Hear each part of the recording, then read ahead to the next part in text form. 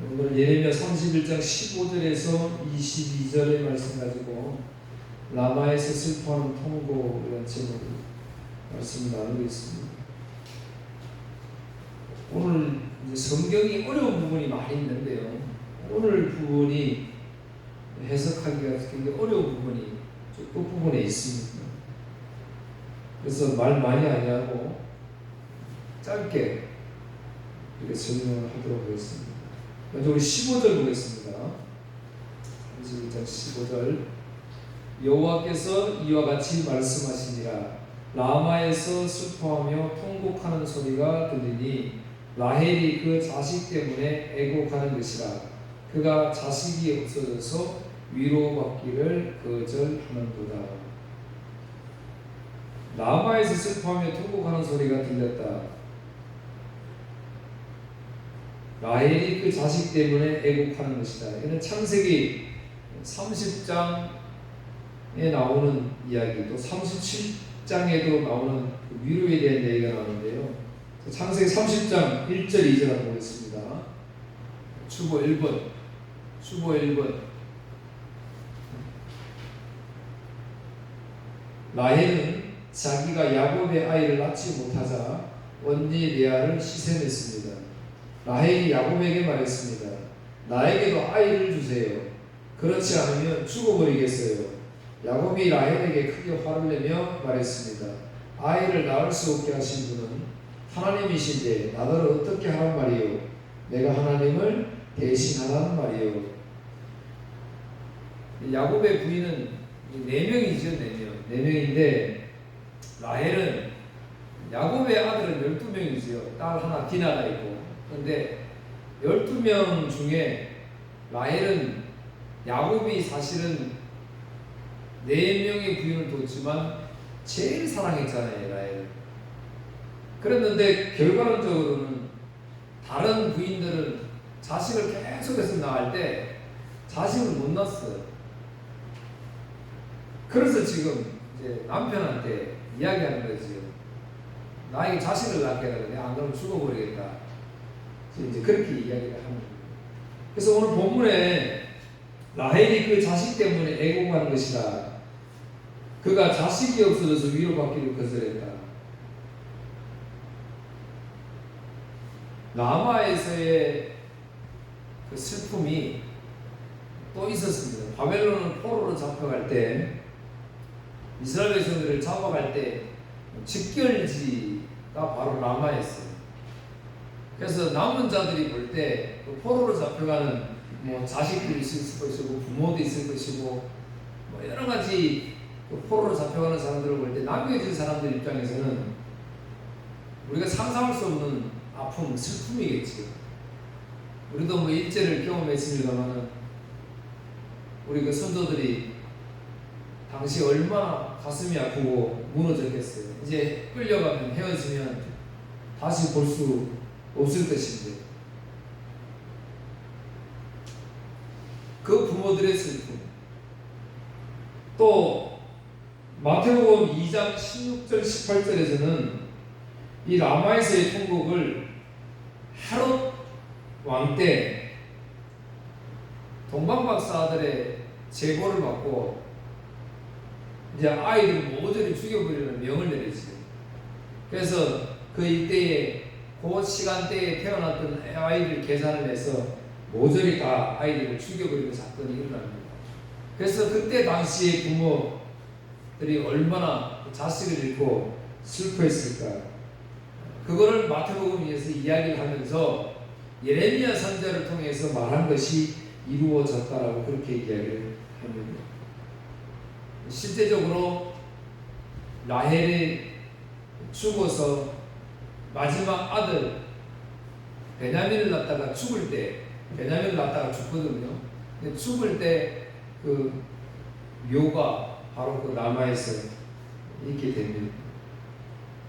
그래서 그 라헬의 슬픔을, 그러니까 부모님들이 자식을 잃은 그 슬픔, 그것을 지금 엄청난 슬픔이기 때문에 무엇으로든지 그것은 위로할 수가 없다라고 지금 이제 이야기를 하시는 거예요.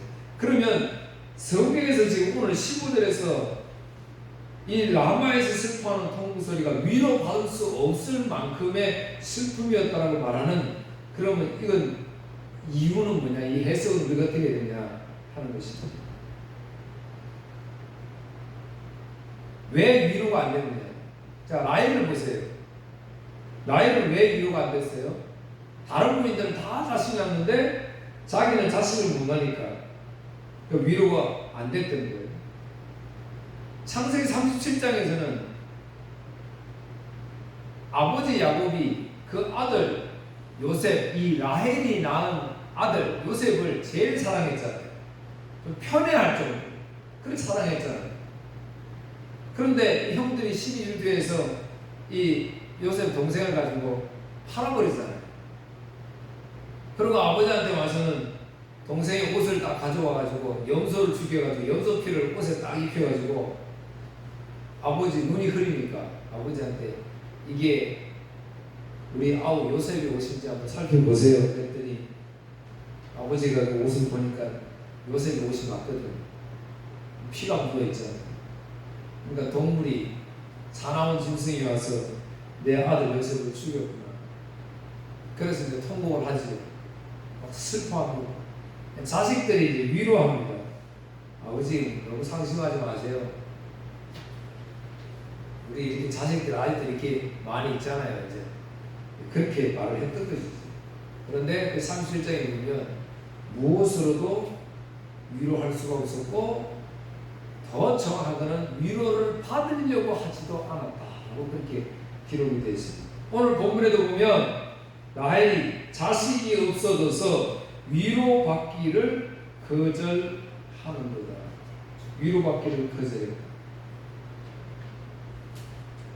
오늘 우리가 이 세상 살아가면서 우리는 어떻습니까?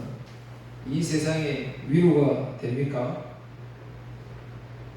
위로 안 되지요. 우리의 만족을 채워줄 수 있는 부분이 이 세상 것 가지고는 안 되기 때문에 우리는 위로가 안 됩니다. 라헬이 남편에게 나는 자식을 빨리 낳게 해달라고, 안 낳으면 나 죽어버리겠다. 그 책임이 남편에게 있습니까? 다른 부인한테는 아이를 잘 낳았잖아요. 그러니까 지금 책임은 남편에 있는 게 아니었어요. 자신에게 있었던 거예요. 그럼에도 불구하고 남편에게 협박을 하고 있잖아요. 오늘 저와 여러분이 마찬가지예요. 오늘 우리 성도들이 마찬가지. 이 세상 살아가면서 우리 모두가 생각하는 것, 나에게 위로해 줄 만한 것들을 우리가 생각하면서 그것을 얻으려고, 그래야 행복하다고 생각하니까 그렇게 우리가 살아가고 있습니다.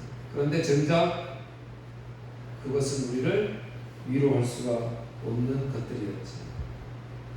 절대로 이 세상에서는 위로받을 수가 없다. 그래서 오늘 본문에서 말하는 것은 라헬을 통해서 이스라엘 백성들, 오늘 저와 여러분의 완악함을 지금 보여주려고 하는 거예요. 너희들 이 세상의 것 가지고 위로받으려고 하지.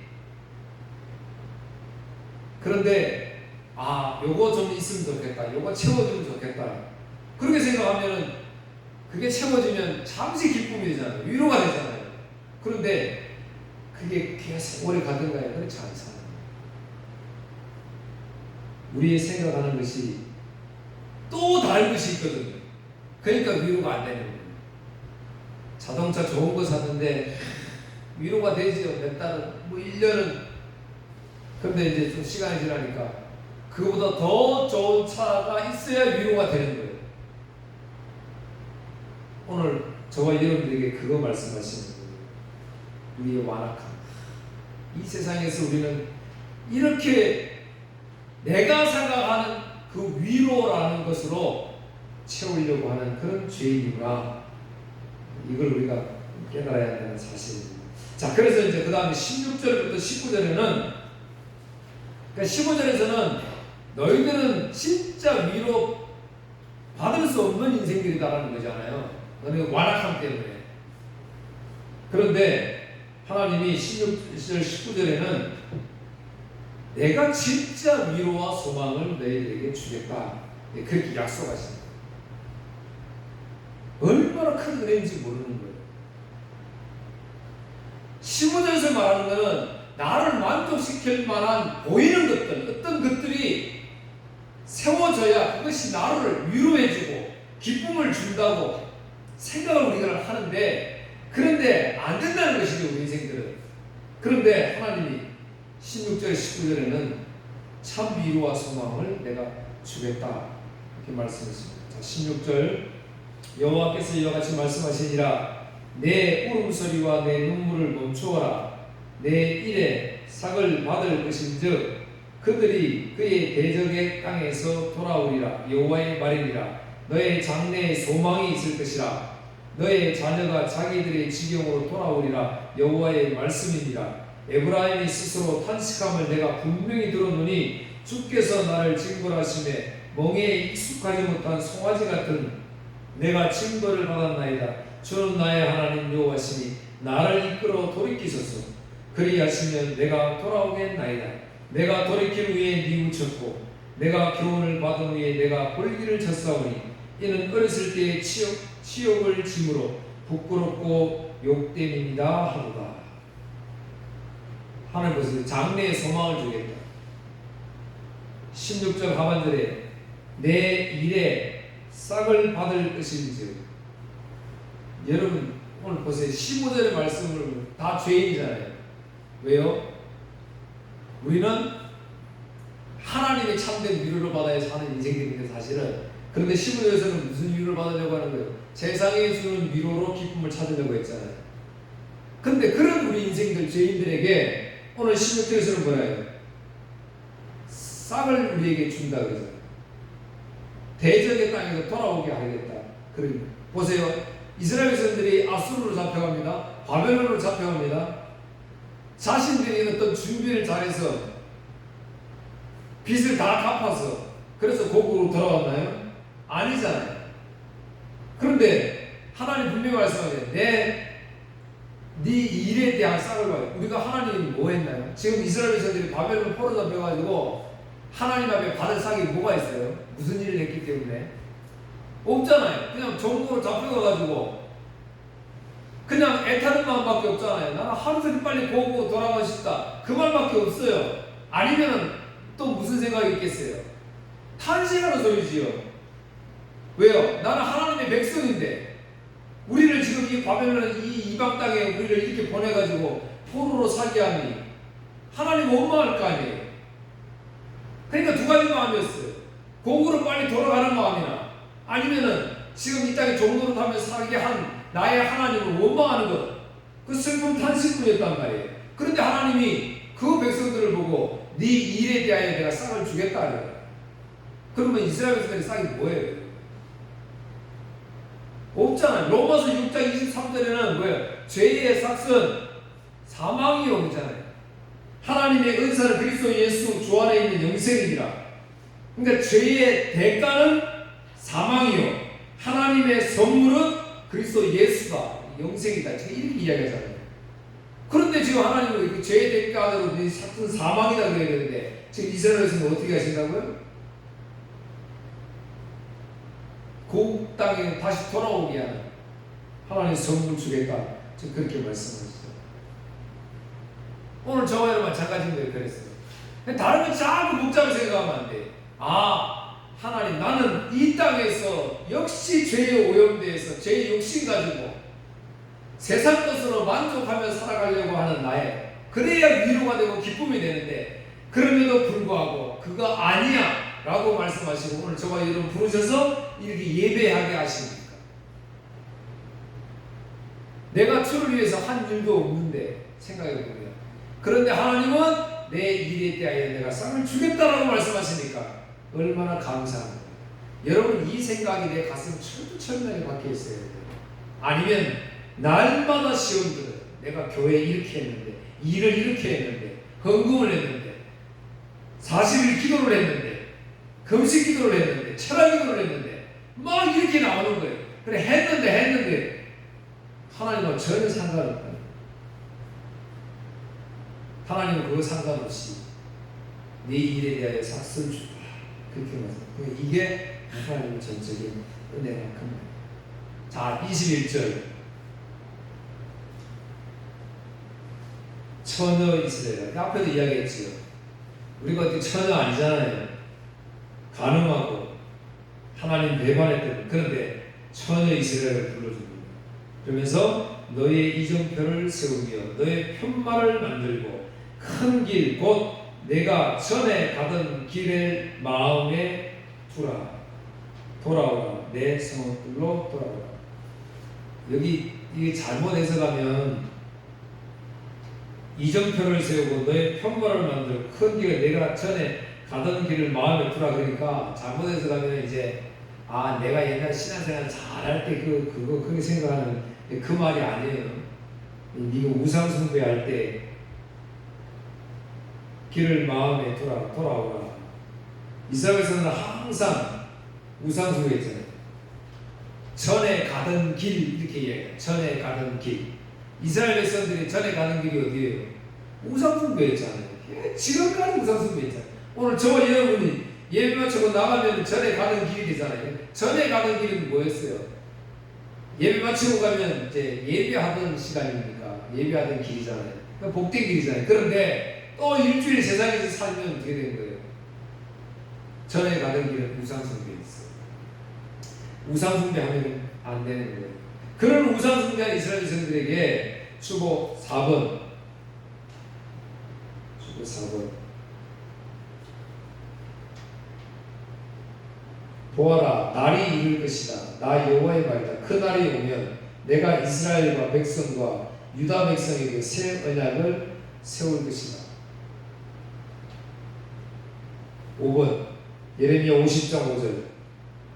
그들이 시온으로 가는 길을 누르며 그곳으로 향할 것이다. 그들이 영원토록 잊지 않은 언약을 가지고 나 여호와와 연합할 것이다.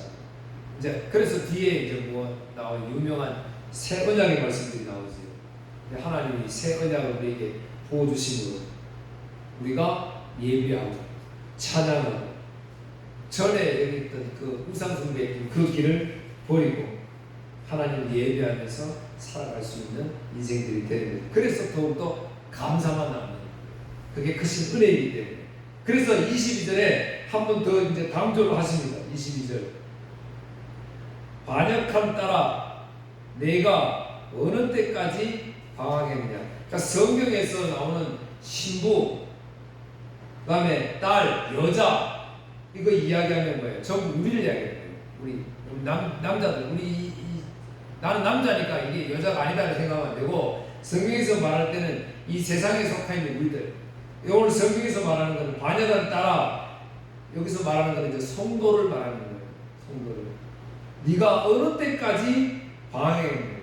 아까 15절에서 말한 대로 네가 어느 때까지 계속해서 세상 것으로 위로받으며 살아가는 거냐. 아니다 이거죠. 16절부터 그래서 내가 참된 소망을 주겠다. 내가 위로해 주겠다. 그렇게 말씀하시는 거잖아요. 새 언약을 통해서. 언제까지 방황하겠느냐. 예레미야 2장 28절 36절 6번 주보 6번. 주보 6번. 네가 만든 우상들은 어디 있느냐. 네가 재앙을 만나거든 그 우상들에게 너를 구해달라고 해라. 유다 백성아, 네가 사는 성만큼 내 우상도 많구나. 여러분 보세요. 네가 사는 성만큼 우상이 많대요. 일본에는 집집마다 우상이 있으니까 그러면 일본 사람들을 표현하면 어떻게 해야 돼요? 여기는 지금 네 성만큼, 이 말은 네 집집마다 그만큼 우상이 많구나, 지금 그 말이에요. 이 표현을 가지고 어떤 목사님이 그렇게 말씀하시더라고요. 이 지구상에 교회만큼 우상이 많다, 이렇게 말씀하시더라고요. 제가 동감이 갔어요. 진짜 신령과 진정으로 참 진리 복음이 외쳐지지 않는 교회는 뭐라고요? 우상 숭배하는 교회라고 말하니까, 그러니까 교회 수만큼 우상이 있다라는 이 표현도 틀린 부분은 아닐 것 같아요. 그래서 우리가 깨어있어 정신 차려야 돼. 그래서 29절 너희가 어찌하여 나와 다투려 하느냐 너희 모두는 나를 배반했다. 나 여호와의 말이다. 내가 너희 자녀들을 보라 하였으나 소용이 없었다. 그들은 벌을 받고도 돌아오지 않았다. 너희는 예언자들을 사나운 사자와 같이 칼로 죽였다. 이 세대 사람들아 너희는 여호와의 말씀에 귀 기울이라. 내가 이스라엘 백성의 광야 같았던 적이 있었느냐 어둡고 위험한 땅 같았던 적이 있었느냐 어찌하여 내 백성이 우리가 자유롭게 다닐 수 있게 되었으니 이제는 더 이상 여호와께 돌아가지 않겠다고 말하느냐. 젊은 여자가 어찌 자기 보물을 입겠으며 신부가 어찌 그 고운 옷을 입겠느냐. 그런데 내 백성은 셀 수 없이 많은 날 동안 나를 잊었다. 너는 연애하는 일에 익숙하다. 경험 많은 창녀도 오히려 너에게 배워야 하겠다. 내 옷자락에 가난한 사람과 죄 없는 사람들의 피가 묻었다. 그들이 집을 털었고 들어온다. 털려고 들어온다. 붙잡힌 도둑도 아닌데 너는 그들을 죽였다. 이 모든 짓을 저질러 놓고도 나는 죄가 없다. 하나님은 나에게 분노하시지 않을 것이다 라고 말한다. 그러나 나는 죄를 짓지 않았다라고 말하므로 내가 너를 심판할 것이다. 너는 내 멋대로 마구 마음을 바꾸는구나. 아시리아가 너를 부끄럽게 했듯이 이집트도 너를 부끄럽게 할 것이다. 보세요. 자식들을 그렇게 해도 하나님이 이렇게 책망해도 증거를 줘도 못 깨닫다는 거죠. 그러니까 인생들은 안 된다 그 말이에요. 아까 15절 말씀한 것처럼 우리 인생들은 하나님의 도움 없이 성령 하나님의 도움 없이는 죄 없이 살 수 없다. 우리 그렇게 말씀하시고 있는 거예요. 사람은 절대로 안 된다고 지금 말씀하십니다. 그러니까 제가 아까 16절 이하부터 그러니까 너희들이 안 되는 내가 소망 위로를 내가 주겠다 이렇게 말씀하시는 거예요. 그래서 7번 예레미야 3장 6절 14절 이제 하나님 회복시키는데 그런 백성들 회개 안 했잖아요. 그런데도 하나님 그 백성들 7번 요시야 왕 때에 여호와께서 내게 말씀하셨다. 예레미야야 너는 진실하지 못한 저 이스라엘이 한 짓을 보았느냐. 이스라엘은 간음죄를 지었다. 이스라엘은 높은 산과 모든 푸른 나무 아래마다 우상을 두었다. 나는 속으로 이스라엘이 이런 악한 짓을 한 뒤에 내게로 다시 돌아오겠지라고 생각했다. 그러나 이스라엘은 내게 돌아오지 않았다. 이스라엘의 악한 누이 유다도 이스라엘의 한 짓을 보았다. 진실하지 못한 이스라엘이 간음함으로 내가 이혼 증서를 주고 그를 내어 쫓았다. 그러나 그의 악한 누이 유다 역시 그것을 보고 두려워하지 않고 계속 간음하는 것을 내가 보았다. 유다는 창녀처럼 살면서 온 나라를 더럽혔다. 유다는 돌과 나무로 만든 우상을 섬김으로써 간음죄를 지었다. 이스라엘의 악한 누이 유다는 이 모든 일을 행하고도 진심으로 내게 돌아오지 않았다. 유다는 거짓으로 돌아오는 척만 했다. 나 여호와의 말이다. 여호와께서 내게 말씀하셨다. 이스라엘은 진실하지 않지만 그래도 악한 유다보다는 나은 데가 있다. 너는 가서 북쪽을 향해 이 모든 말을 다 전하여 돌아와라. 진실하지 못한 이스라엘 백성아 여호와의 말이다. 너를 향한 나의 노염을 거두겠다. 나는 매우 자비로운 하나님이다. 여호와의 말이다. 내가 영원히 노염을 품지 않겠다. 너는 오직 내 죄를 인정하기만 하면 된다. 너는 내 하나님 여호와를 배반했고 다른 나라의 헛된 신들을 섬겼다. 너는 산당에 있는 모든 푸른 나무 아래서 그 신들을 섬기며 내게 순종하지 않았다. 나 여호와의 말이다. 너희 진실하지 못한 백성들아 내게로 돌아오리라. 나 여호와의 말이다. 나는 너희 남편이다. 내가 너희를 모든 성에서 한 명씩 모든 집에서 두 명씩 택하여 시온으로 데려오겠다. 계속해서 끊임없이 우상 숭배했잖아요.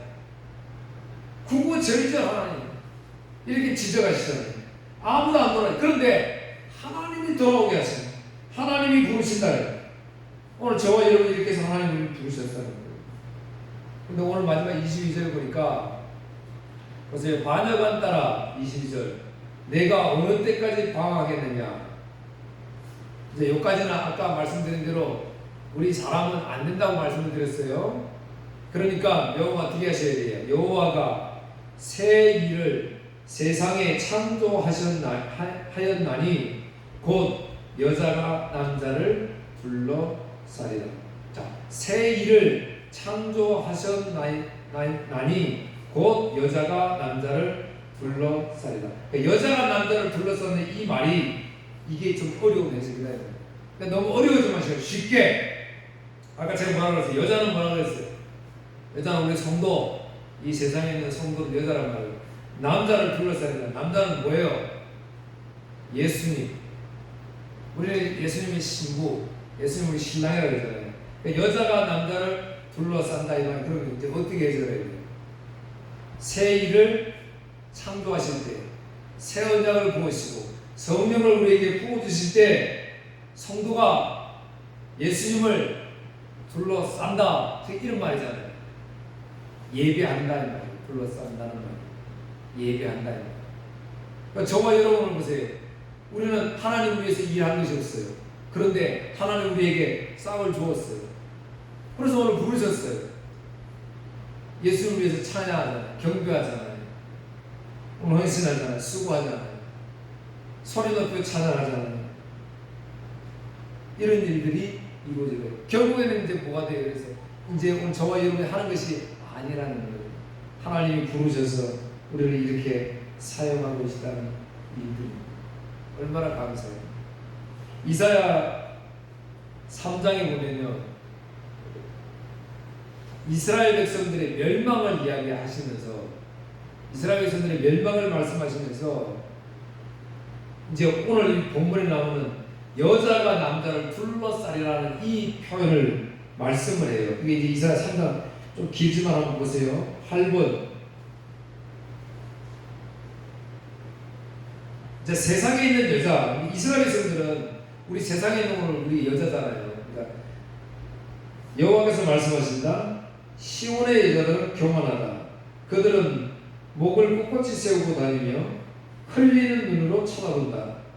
점잠내며 걷기도 하고 발목에서 소리를 내며 다니기도 한다. 그러므로 주께서 시온 여자들의 정수리에 딱지가 생기게 하시며 여호와께서 그들의 하체를 들춰내신다. 그때가 되면 주께서 그들의 모든 장식품 곧 발목 장식과 머리띠와 달 모양 목걸이와 귀걸이와 팔찌와 면사포와 머리덮개와 팔찌와 발찌와 허리띠와 향수병과 부적과 반지와 코걸이와 고운 옷과 겉옷과 목도리와 지갑과 손거울과 모시옷과 머리수건과 어깨에 걸치기를 다 없애버릴 것이다. 보세요. 당시만 해도 여성들이 어떻게 하고 다니는지 아세요? 허리띠 대신에 밧줄에 묶일 것이다. 곱게 장식한 머리카락은 대머리가 되고 화려한 옷 대신 거친 상복을 입게 될 것이다. 고운 얼굴에는 불에 탄 흔적이 가득할 것이다. 너희 장정들은 칼에 맞아 죽을 것이며 너희 용사들은 전쟁으로 죽을 것이다. 그 성 전체가 슬피울 것이며 시온은 폐허가 되어 땅에 주저앉을 것이다. 그러니까 하나님이 이사야 선지자를 부르시고 이사야 선지자에게 이 복음의 메시지를 증가하시기 전에 이스라엘 백성들을 심판하시겠다고 말씀하실 때 그 이스라엘 백성들이 우상 숭배하는 모습들을 지금 이렇게 말하는 거예요. 이 여인의 모습을 가져와가지고. 그런데 9번 이사야 4장 1절에 4절 보세요. 자, 그때가 되면 이게 이제 우리가 늘 말하는 그날이 되면, 그때가 되면 하나님이 새 언약을 주시면, 성령을 주시면, 예수 그리스도께서 우리 죄를 위해 십자가에 죽으시면 이제 그 말이에요. 7 여자가 한 남자를 붙잡고 말하기를 먹을 것도 우리가 되고 입을 것도 우리가 될 테니 그저 우리의 남편이 되어주세요. 제발 우리의 부끄러움을 거두어 주세요라고 할 것이다. 그때가 되면 여호와의 가지가 매우 아름답고 영광스럽게 될 것이다. 그리고 그 땅에서 나는 열매가 이스라엘의 남은 백성에게 자랑과 영광이 될 것이다. 시온에서 살아남은 사람들이 명단에 이름이 적힌 사람은 거룩한 백성이라고 불릴 것이다. 주께서 시온의 여자에게 있는 더러운 것을 씻어내시고 심판의 영과 소멸의 영으로 예루살렘의 빗자국을 깨끗하게 하실 것이다. 할렐루야. 여러분, 누가 이걸 깨끗하게 하죠? 예수 그리스도잖아요. 그러니까 오늘 저와 여러분이 예수 그리스도 믿잖아요. 의지하잖아요. 왜요? 그 예수 그리스도께서 나는 예수 그리스도를 위해서 사실 아무것도 한 것이 없음에도 불구하고 하나님 나에게 상 준다 하시고 나를 부르셔서 나에게 찬송을 받으시잖아요. 나의 죄를 깨끗하게 하신다고 그러잖아요. 얼마나 감사합니다. 그런 이런 진리의 복음에 이제 합당한 삶을 살기 위해서 지금 우리가 이렇게 늘 날마다 기도하고 찬양하고 예배드리고 이렇게 하는 거예요. 그러면서 또 나의 부족한 연약함을 깨닫고 하나님 은혜 이렇게 크시구나 이걸 깨닫는 거지. 또 한 주간도 나 같은 사람 부르신 그 예수님, 이 예수님 너무 고맙습니다. 이제 한 그릇 더 나갔습니다. 이 예수님, 이제 우리가 10월달에 우리 양현자 선교사님 모시고 간증 집회를 하는데 이 지역에 많은 사람들이 그 선교사님이 만난 하나님 증거할 때, 이번에 파리올림픽에서 엄청난 일들이 있었잖아요. 그거 간증 나눌 때 많은 사람들이 또 함께 예수를 만나게 되는, 그래서 오늘 본문 말씀처럼 예수님 만남으로 죄에서 해방되어지고 씻김을 받는 이런 놀라운 은혜가 있기를 주의 이름으로 축복합니다. 기도하겠습니다. 하나님 아버지 감사합니다. 하나님을 위해서, 예수님을 위해서 한 일이 손금만큼도 없음에도 불구하고 우리의 일에 대하여 싹을 주겠다고 말씀하신 하나님, 이 하나님 크신 은혜를 찬양합니다. 날마다 이렇게 우리를 귀한 자리에 부르셨음에도 불구하고 우리는 오늘 본문의 15절 말씀처럼 날마다 나에게 기쁨과 위로를 준 것을 찾으며 또 그것으로 해결하려고 애써왔고, 그럴수록 우리는 죄의 유혹에 빠져 살아갔던 것을 오늘도 회개합니다. 주님, 그럼에도 불구하고 참된 위로와 안식을 주시기 위해서 우리에게 새 언약을 허락하여 주셨습니다. 예수 그리스도 보내시고 성령 하나님 보내시고 우리의 모든 죄를 깨끗하게 씻기신 주님 감사합니다. 이제 그 주님을 더욱 찬양하게 하시고 그 주님을 증거하는 일에 귀하게 쓰임받는 우리 성도들 되게 하여 주시옵소서. 예수님 이름으로 기도하옵나이다. 아멘.